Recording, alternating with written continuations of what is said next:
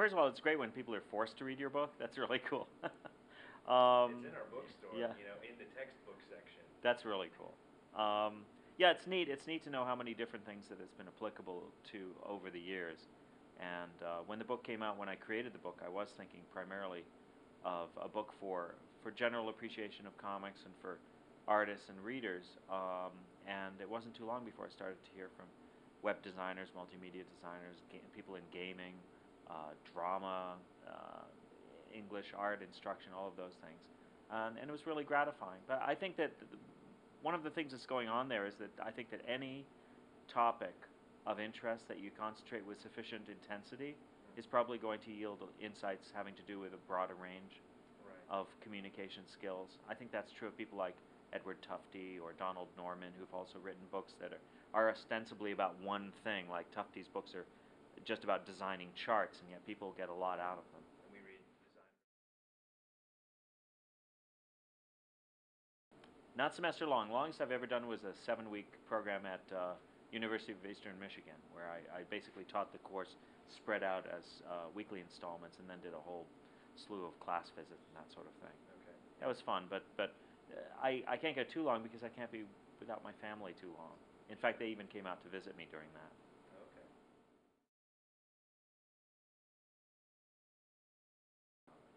I'm a fan of very sort of value-neutral terms, like making. It is, you are irrefutably making something. And I almost leave it off the table as to why you're making it. You may be making it with a very practical purpose in mind.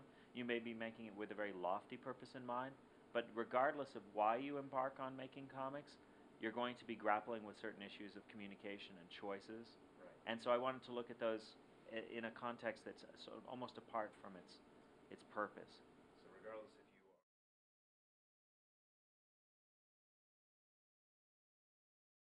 are... I think I've become a better draftsman. I think most people who look at the new book, for the most part, the comments I've gotten back up the fact that the drawing is less embarrassing, which is important, first of all, because it's a high wire act to do any sort of how-to, because right away your own skills are going to come in for some serious scrutiny.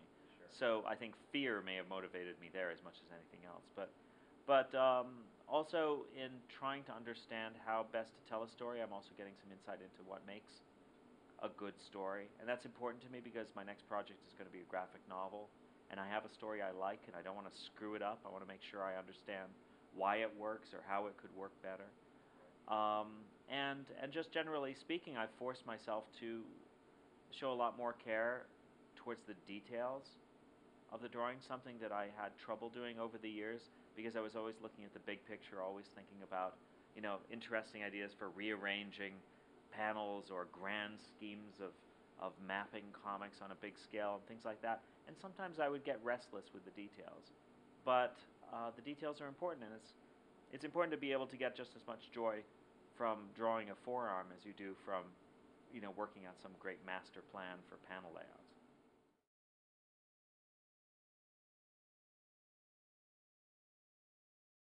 I think that each medium has its own unique opportunities, its own unique limitations.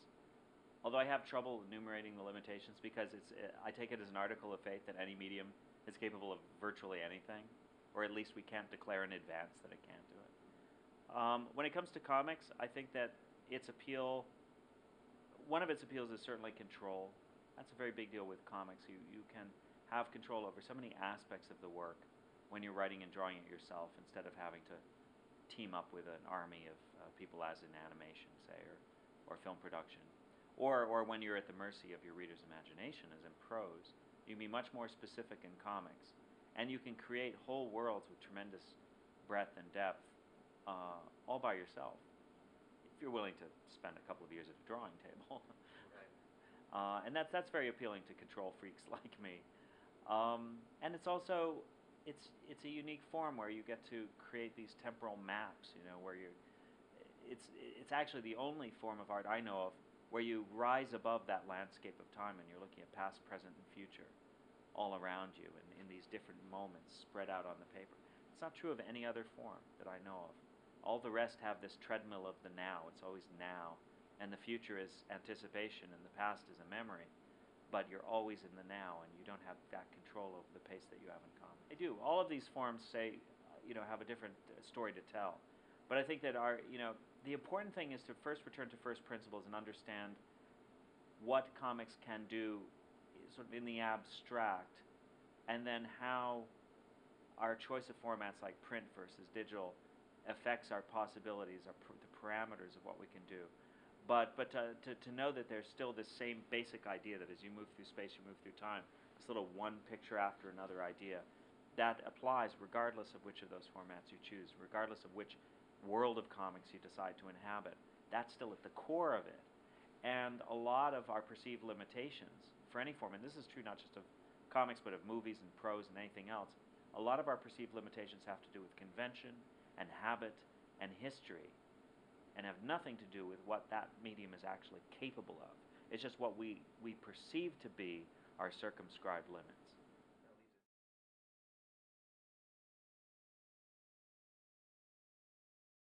One of the things that's happening is we're seeing a kind of balkanization of comics where comics is finally becoming big enough that you have whole sectors of comics culture that have very little to do with each other. They don't talk to each other. In many cases, they're not even aware of each other. And I think that may be true to some extent between, say, the hardcore commercial side of comics and the academic study of comics. There's some comics between them, but I think that the academic study now is existing sort of in its own realm. It is, however, affecting the teaching of comics. And so things like comics in the classroom and comics in libraries, that world is strongly linked to the study of comics in the abstract. And all of those things are going to affect the next generation of creators, next generation of readers in all sorts of indirect and direct ways. At the end of the day, the mainstream and corporate side of comics, it is affected by things that may begin as just theory. But it may not know it. It may never know to what extent it was shaped by somebody in a room just thinking, you know what? What if? Maybe there should be a foundation for that. That sort of thing in the long run does matter.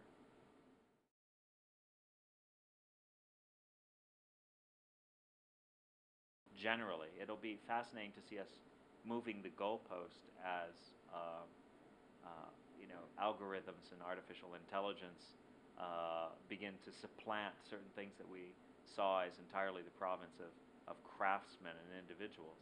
We may be continually redefining, what a human endeavor is and what should be considered just automatic. I mean, the whole business of drawing a panel border used to be part of the craft of comics.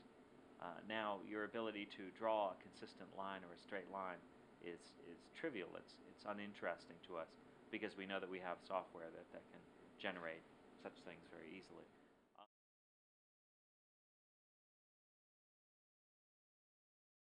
I think it depends on the artist. Some artists really need a roadmap. They need to work out deliberate steps for creation, and others feel very comfortable following their instincts 90% of the way. For the latter group, I would say here are a number of steps that can help you to determine when something is not, when something doesn't feel right. Here's your opportunity to find out why. Otherwise, go with your instincts. But I think there are artists of different temperaments. Some, like me, they really do feel comfortable working it out step by step, figuring out how to best proceed and how best to construct and render these works. And instinct works only in the cracks, not in the big spaces.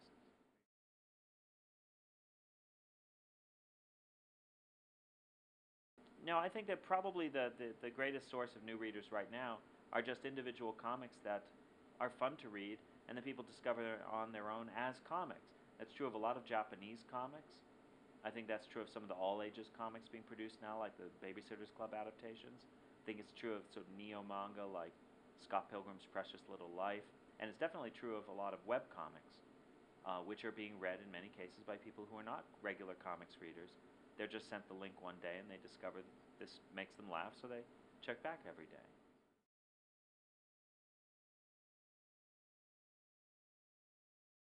The advice I give just about everybody, which is to learn from everyone and follow no one. Watch for patterns. I think that's important. Just be omnivorous and curious and suspend judgment long enough to realize that everybody has a piece of the answer. And that's what I try to live by myself, is to realize that everyone has some little part of what's true, what's right out there, and you just have let it all in, sort through it later.